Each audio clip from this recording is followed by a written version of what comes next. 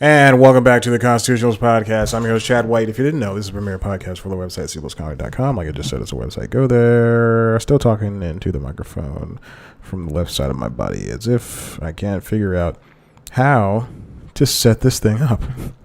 I can't. I don't know what to do. Welcome back to the Constitutionals Podcast. It's a premier podcast, website, cbscomedy.com. Like I said, we're going to go there. Let's get through this because I got a whole bunch of crap to talk about. Then this is an old lady dirt episode. Sometimes I don't even know. Hey, let's get started. Vice News tonight is moving from HBO over there to Viceland.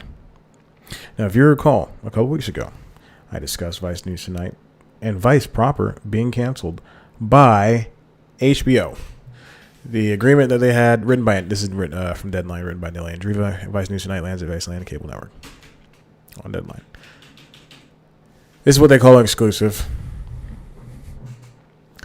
It's very important that Vice has its hands in the news hemisphere because that's what they're known for. That's what their website is based on. If there was a thesis statement to anything that Vice does, it would be that they do this. They do new stuff. You know, believe you me. I mean, they don't just do stuff about sex positivity or marijuana or drugs in general. They also do news. Can you believe it?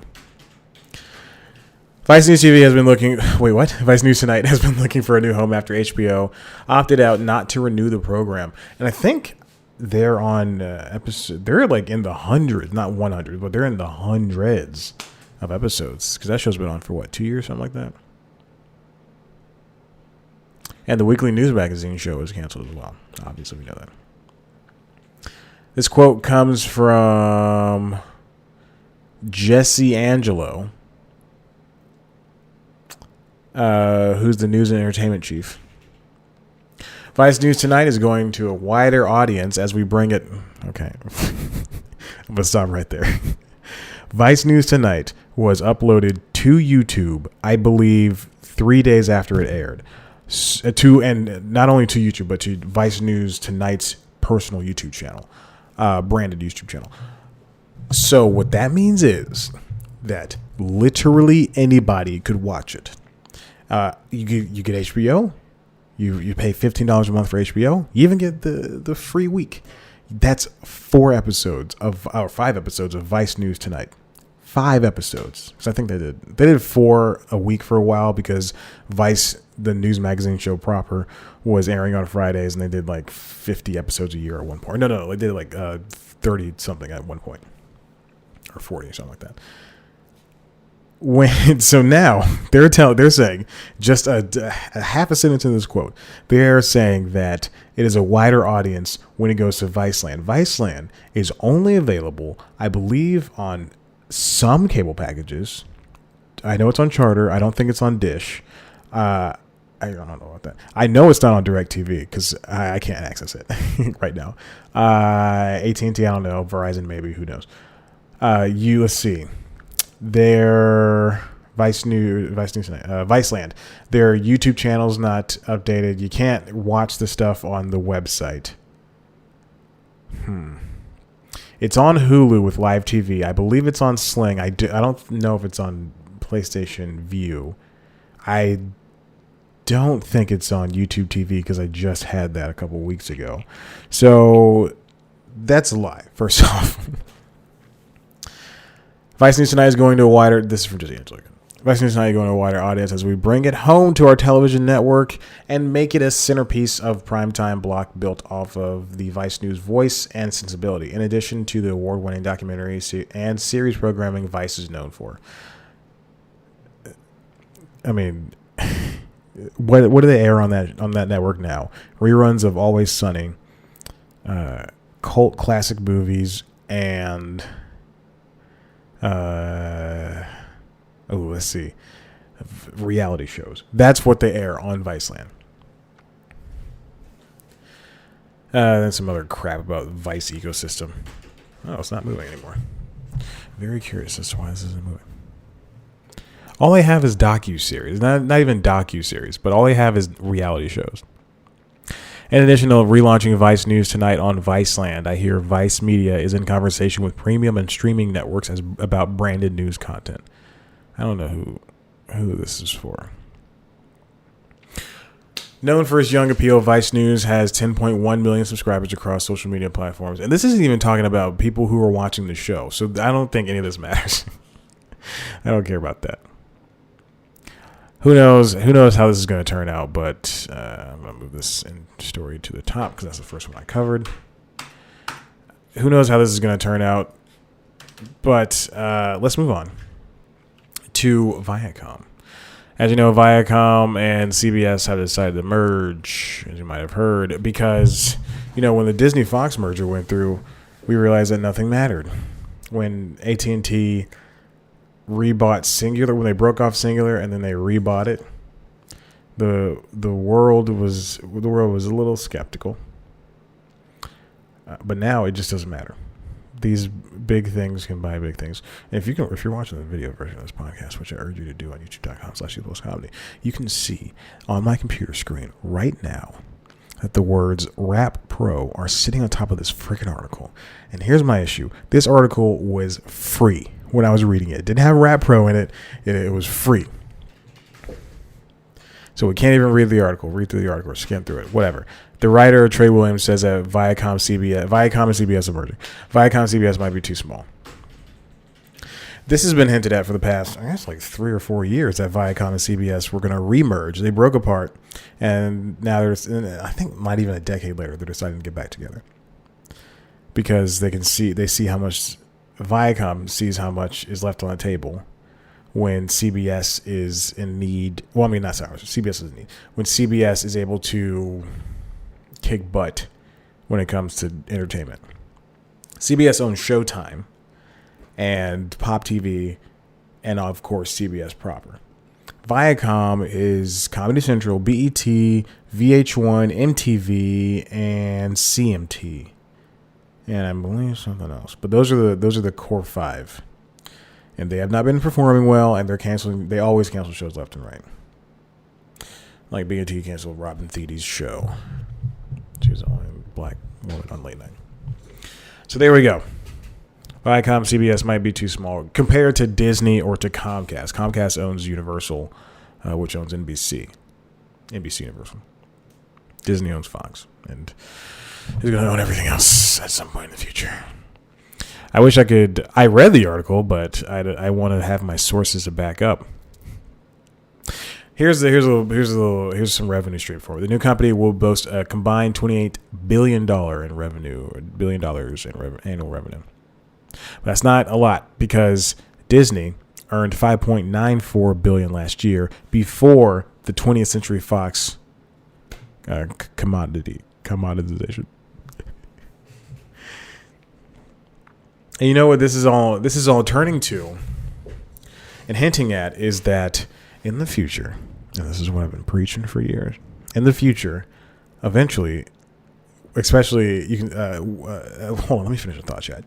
In the future, we're going to see streaming networks come together and decide to put out a bundle and charge you upwards of $80 for it. Maybe it'll start off at a low price, relatively low price of $50, and then it'll go up to, let's say, 60, then 70, then 80, because that's how streaming works. And people say, "Oh no, this content's good. I watch anyway." It'll go up that high. And they'll start charging you, and then we'll be back to the cable bundle, but it'll be digital. You can already see this happening. Disney is opting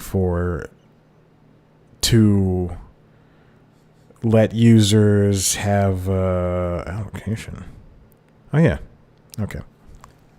Disney is opting to do Hulu with Disney Plus and ESPN Plus. So you're gonna get all that stuff for $12, I believe, $12 or $13. But it's Hulu ad supported, so yeah. But ads are fine. He says no. And you're gonna be able to do that. It's and then there's a story this week that said Disney partnered with Charter Spectrum or just Spectrum now, and they're gonna somehow you're gonna be able to, with your cable box, access Disney Plus, but you're not. And then there's another story. You're not going to be able to share your passwords with Disney Plus. Disney's doing some type of security authentication where password sharing is a no-go. But family sharing is probably going to be an option. So, I mean, they're going to have profiles, obviously. Netflix has profiles. Hulu has profiles. Amazon does not have profiles. Man, I want to miss. I've had Hulu and Netflix for so long. I've had them since I was in middle school. Yeah. And I'm an adult boy now. Crazy. That's more than 12, 15 years for Netflix, I think. Yeah, because I've had Netflix when it was just a DVD company. How long did I have it? What year is middle school? No. Oh, yeah, 15 years. Holy crap. I've had Netflix for close to 15 years. Yeah. And I think I've had Hulu for like 12? 12, I think. No, or 14. I had them both at the same time. None of this matters. Anyway, we're heading back to the streaming bundle, and that's how it's going to have to be. So there you go. Oh, and the ads are going to be worse, and there's going to be way too much to watch, and not everybody's going to be able to watch Mindhunter on Netflix or Invader Zim Enter the Fortress, which I just finished. It was good. It was better than the Rocko's Modern Life one. Let's move along. Speaking of Disney, I think every episode of this show is going to be about Disney from now on. This article comes from Hollywood Reporter. They write news in Hollywood. Why Disney's $13 streaming bundle may be a double-edged sword, written by Paul Bond.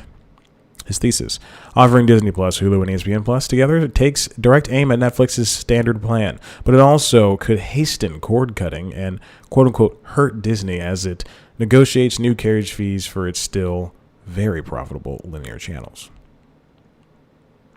I think Disney, if you look at Hulu with live TV, PlayStation View, YouTube TV, and the rest of the streaming cable bundles, that's what I'm going to call them from now, streaming cable bundles, you'll see that Disney is one of the few, Disney Channel, at least, is one of the few that's offered on, I believe, all of them. I don't think ESPN's offered on all of them, but I definitely think that Disney is.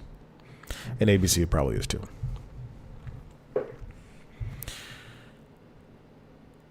And let me go back to this price thing for a second. The prices are going to go up for these no matter what. This $13 bundle is going to be $15 in probably 2 years. And then I would guess to say that in 5 years it'll be $16. And HBO Max will start at $16, and then that'll go up to $20 in 5 years, guaranteed. That's what happens with Netflix. It started out at what was it, like $8? Then it went to 10. Then it went to 11. Then it went to 12, and no one balked. Balked. BALKED. Then it went to, now the highest one is 15. And the highest one used to be 13. And that's for 4K streaming. It's crazy, and people are just accepting it. The prices are going to go up no matter what. I'm going to say this one more time. If Netflix wants to run ads, they can run ads because you're going to pay for it. I always see comments. Every time someone floats the idea of Netflix, like on one of the trade websites like Rap or Variety or Hollywood Reporter, someone floats the idea of Netflix needing to run ads because they're a company that's just always in the red. And people are always pissed. That news story already gets picked up. If Netflix runs ads, then I will drop them in a heartbeat. It's so stupid. I just watched 3 minutes of ads on the TBS app when I was trying to watch a new episode of American Dad. It's not that bad. Just get up, go pee for a second. Just calm down, guys. You don't own anything. You're streaming the show. I don't care about this. Anyway, check it out. We're talking about subscriber numbers. Oh, wow. CBS All Access and Showtime OTT, which is the streaming version of Showtime, will have 25 million subs by 2022, up from 8 million now. I guess. I don't know. I wish CBS All Access was offered on Hulu, Live with Hulu TV. Live with Hulu TV. Hulu with Live TV. Speaking of Disney. This comes from IndieWire, written by Zach Sharf. Disney reportedly ignored Dark Phoenix after Fox merger and fired its marketing team. You can get that entire story right here. That entire story is right here. This is per Variety. Disney largely ignored Dark Phoenix after it acquired 20th Century in March, according to sources. The marketing team familiar with the film was laid off, and Disney did not spend as aggressively to promote the release. One insider says that the film's lone premiere in Los Angeles was done with an eye to controlling costs, a bit of economizing that annoyed the film's creative team. Now, we all know by this point that Dark Phoenix did not perform well, not just at the box office, but it was panned by critics.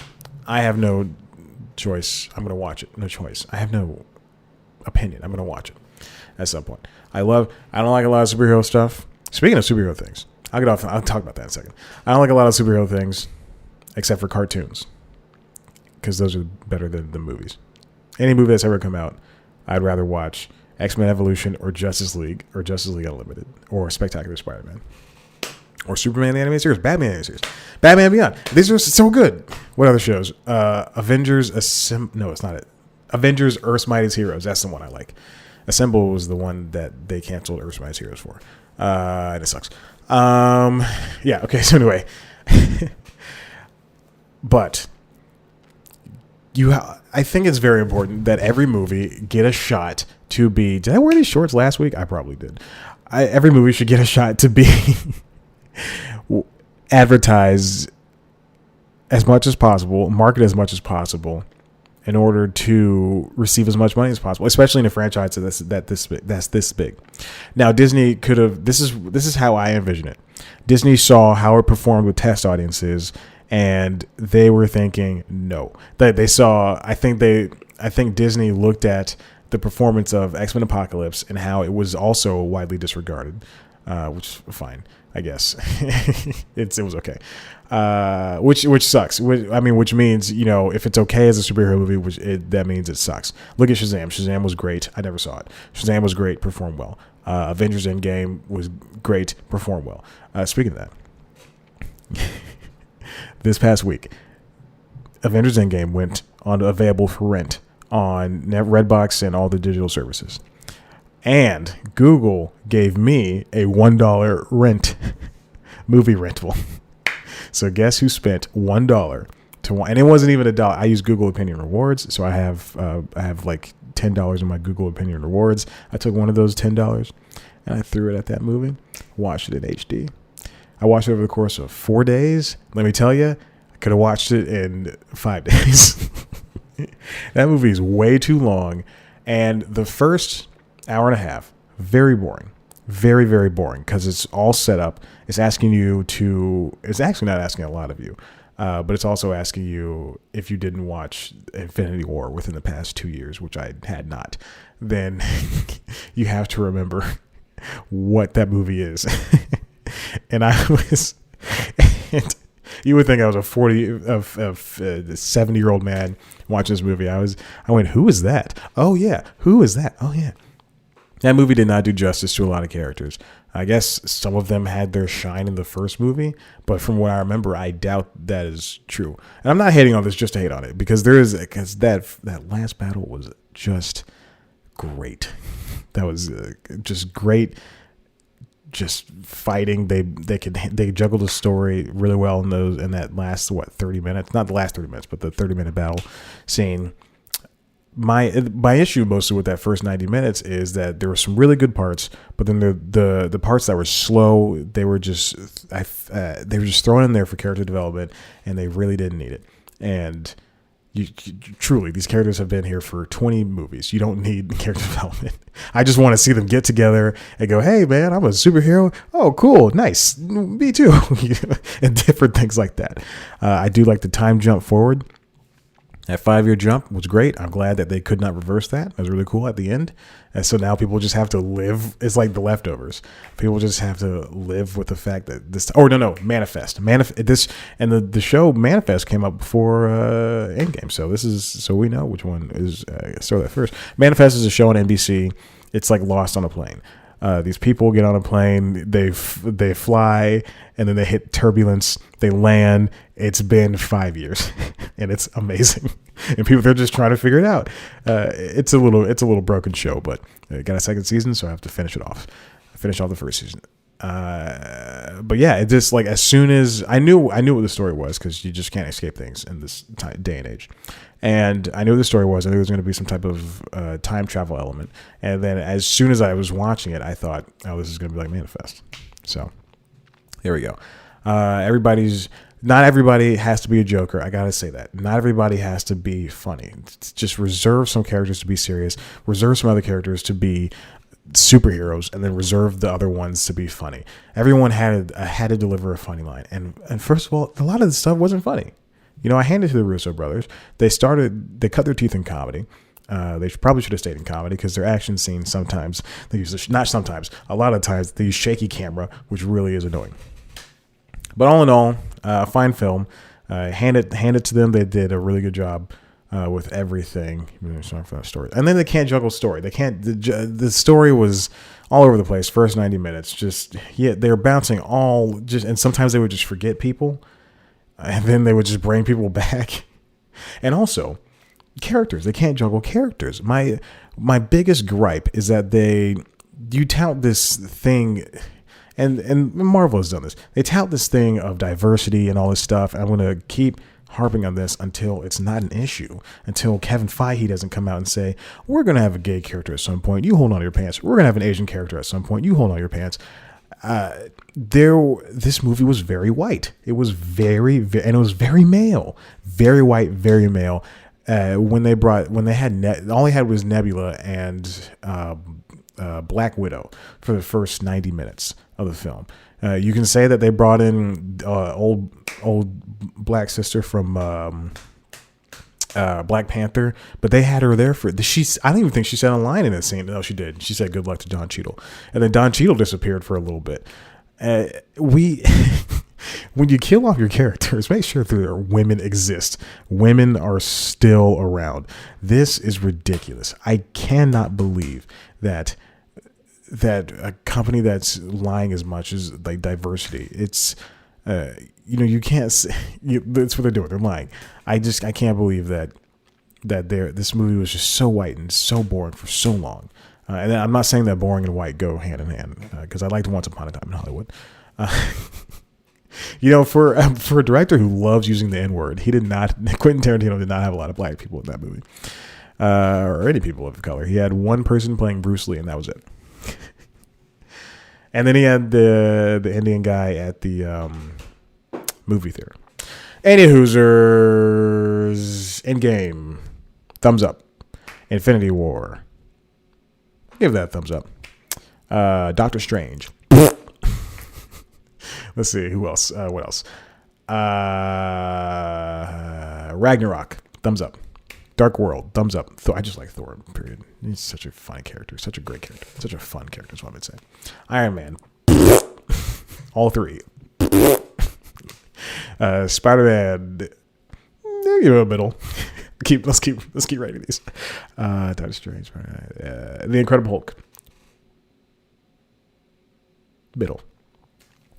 Captain America: First Avenger, thumbs up. Captain America: Winter Soldier, big thumbs up. Captain America: Civil War, thumbs down. Guardians of the Galaxy Volume 1, middle. Guardians of the Galaxy Volume 2, thumbs down. I think that might be it. I think that's all the movies. Oh, Avengers 1, thumbs up. Age of Ultron. From what I remember. No. Yeah, from what I remember, I think I'm going to give it a thumbs down. Who knows? Okay. Let's move on. Disney fired his marketing team. Okay. Is that where we were? And then I linked to Disney has no faith in Fox movies. Yes, this is the final story, I believe. Nope. There's one more. Fox feels the pressure from Disney as film flops mount. This is written by Max Donnelly and Brent Lang. Brent Lang, you just saw me scratch my lower back here. If you're watching the video. And I can't believe everyone's not watching the video. Shut up. Okay. Let's see. 20th Century Fox received its first quarter grades from the Walt Disney Company last week.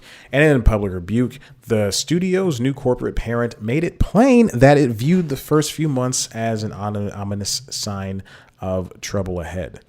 In a sharp reprimand that left staffers at Fox reeling and worried about their already fragile job security, let's keep in mind, I'm going to keep harping this, Disney fired 9,000 people within the past 6 months, I believe, 6 or 7 months, something like that, of this acquisition. So keep that in mind.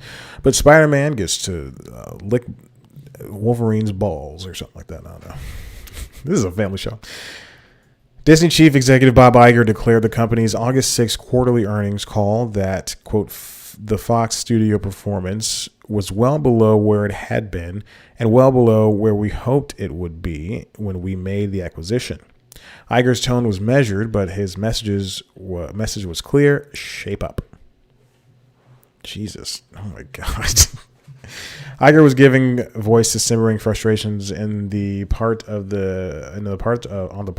many Disney insiders. I can read, I promise. Several people. Okay. I just found the title. Several people close to the matter say Walt Disney Studios chief creative officer and co-chairman Alan Horn and co-chairman Alan Bergman have been troubled by the poor box office performance and the viability of numerous projects in various stages of development. This is, of course, spurned by Dark Phoenix, Stuber, The Art of Racing in the Rain, which opened the past weekend with just $8.1 million. And they were all flops. One of those, Xmen, we know the deal with that. They fired the marketing team. Stuber was just unfunny, and you just don't need a comedian with a wrestler or UFC guy. And I don't know what the last one's about. Those offerings had the added misfortune of arriving just as Disney was shattering records with Avengers Endgame, Aladdin, and The Lion King. 2 movies I will never see. You know what? I said that about Endgame, and then I got this offer to watch it for essentially free. And so who knows? Maybe I will see Lion King. Maybe I'll get this Disney Plus thing, and then by Christmas, Lion King will be up there, and I'll just go, watch Lion King. I think that's generally what happens is when I say I'm never going to see a movie, and then cut to like 2 years later, it's on basic cable or it's like streaming, and I just go, I might as well. I'm not doing anything. These movies don't perform as hot, but that's just par for the course. That's Fox. Fox had several completed films set to be released by Disney through 2020, including New Mutants, which is the X-Men spinoff. That stars Maisie Williams, and it's a horror movie, and it's supposed to come out, I think, around this time. And then they pushed it back to October. Like, it was supposed to be out within a couple of weeks. And then they pushed it back to October, and now it's not coming out, period. So it's like the movie The Hunt, except one of them was canceled because of the terrible shootings that were happening, and one of them is an X-Men movie. I like the X-Men. I can't understand. The first one, if we go back, actually, no. I watched a writer's lecture series with David S. Goyer, who wrote the original Blade trilogy. You also might know him. He did Man of Steel, and he did the Dark Knight trilogy, and he's a superhero guy. He's done Marvel and DC movies. And he was talking about how the reason why Blade was made was A, it was never done before, and B, it was never done before. I don't know. I just said A and B.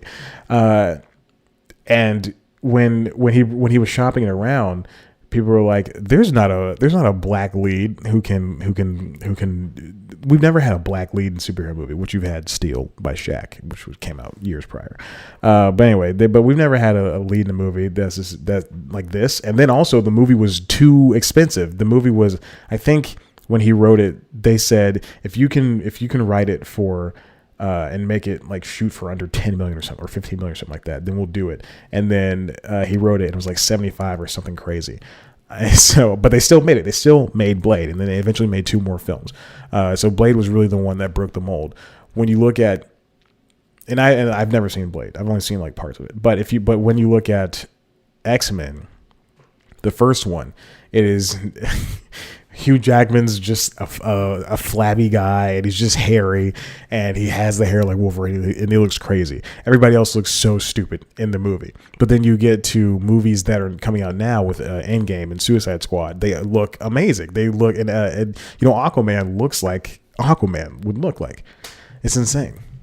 I'm just saying that, superhero movies early on were very stupid, and they still are. They're so stupid, but people take them seriously now, which really sucks because when in the 90s and when the original Superman came out, and when the original Batman came out, and when Blade came out, superhero movies were fun.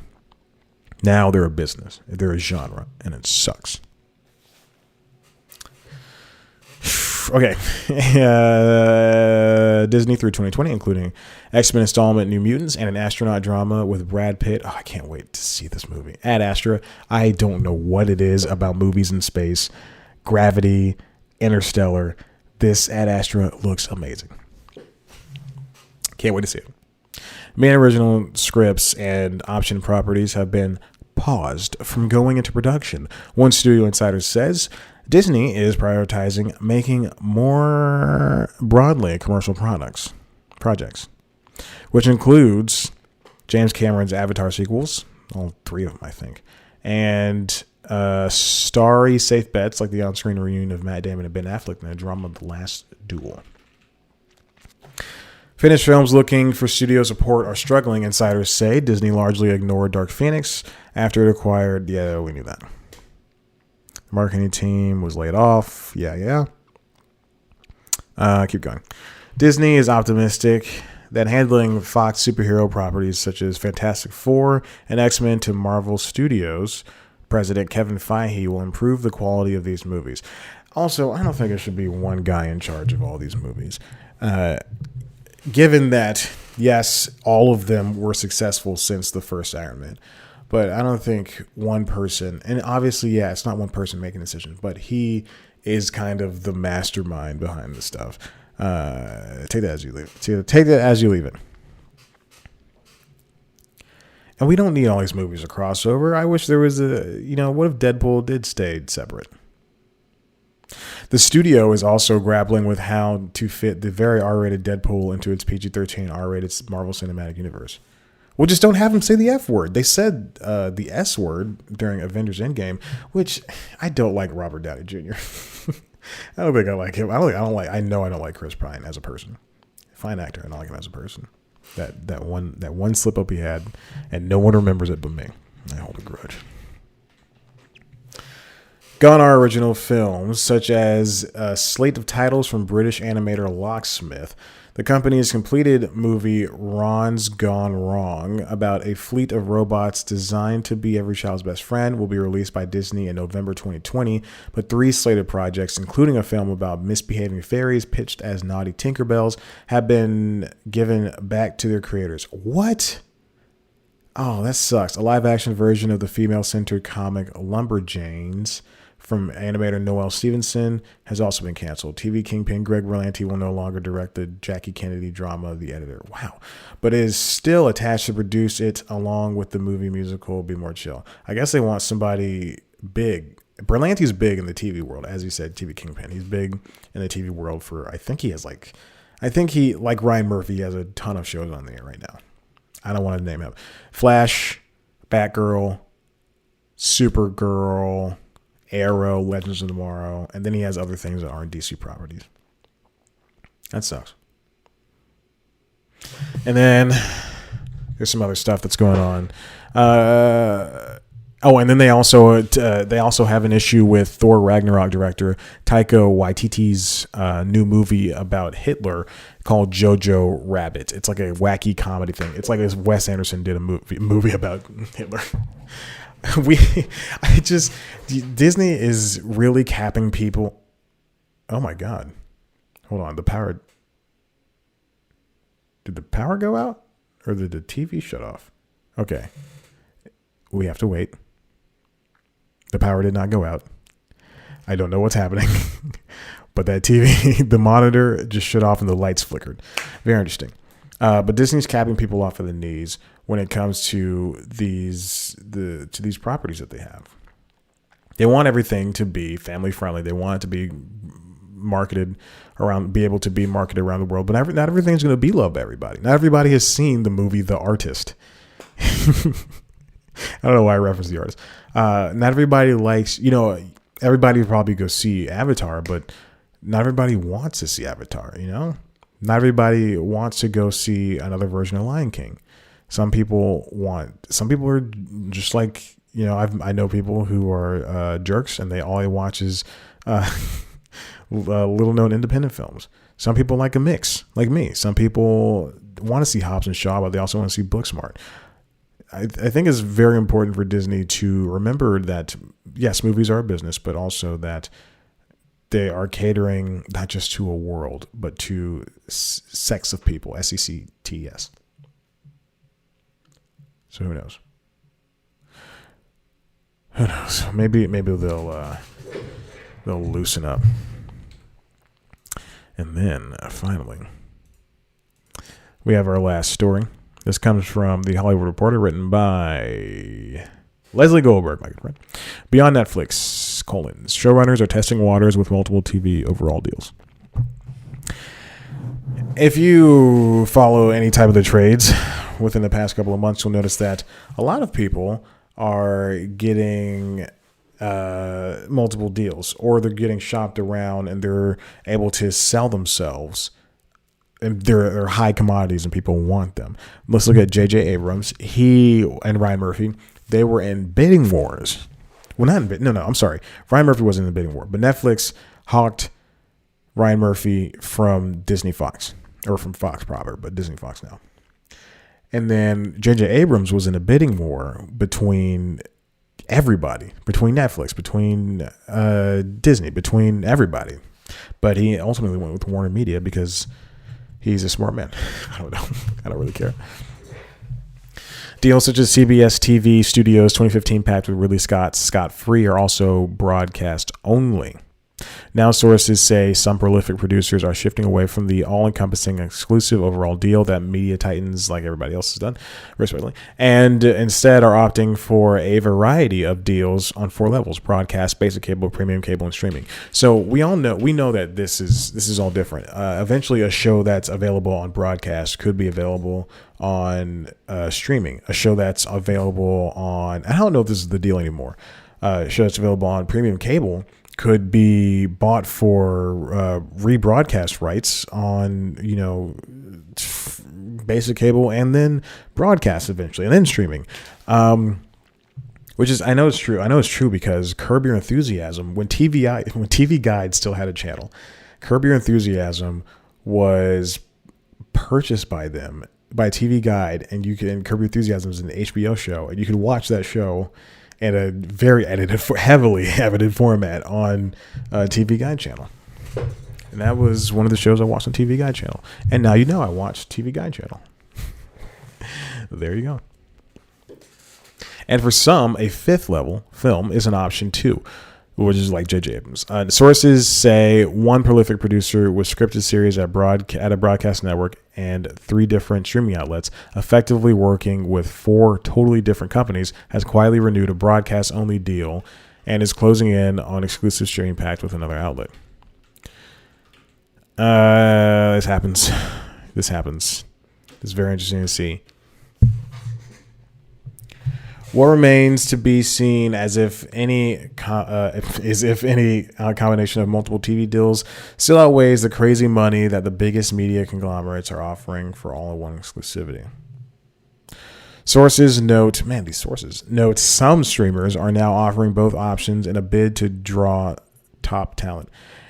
With Disney Plus, HBO Max, and Comcast streamers helping to diversify traditional media companies, some top-tier producers are enticed by the money and confident that they'll have the creative freedom to be able to do anything. Disney, you will not be able to have good anything. I think HBO Max will be able to offer you something. The Warner Media's streaming service of HBO Max. J.J. Abrams is going to be able to do what he wants. And I think that's why JJ didn't want to go with.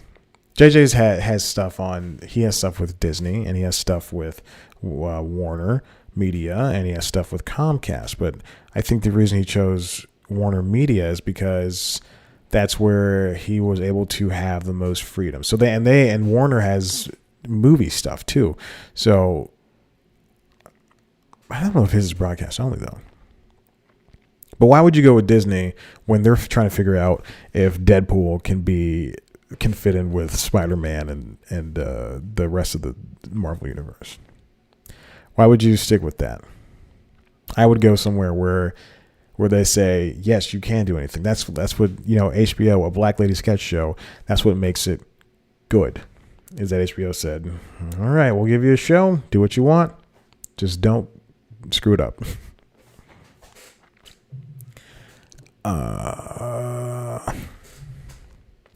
Hey, listen, I'm done here. Something just fell. Listen, I'm done here. If you like what you heard here, head on over to the website, CBSComedy.com. It's been updated. I finally updated it. It does look a little bit barren on the posts, mostly because they changed the pricing structure, and your boy's got to figure out how to pay for that. But the codes are in there, so you can just look into the codes or just go to youtube.com/ViacomCBS to watch the videos. They're all in their own little folders and all that stuff. Tell people about the podcast. Rate us on iTunes. We have 2 ratings. I think one of them is mine. So rate us on iTunes. That's how we get more visibility. Those interviews I told you about are not out yet because I got busy this week. And that's why this episode's out so late. But definitely check it out. Check out all that stuff. Also on youtube.com/CBSComedy is a show called News Time. It is a show that I've been doing for 6 years now. Officially 6 years last Monday. I uploaded an episode of News Time that I did not write anything about. But it is a sixth birthday celebration where I put out a bunch of unreleased episodes, in quotes. Unreleased clips that no one's ever seen. Check it out. It's a fun episode. The cold open is great. The middle is great. The ending is great. Here's to another 6 years. Hopefully we get 600 times more viewers. Please, God. I don't know if I'll keep doing this. All right. Thank you for listening and watching. I love ya. I love ya. It's weird. Okay, bye.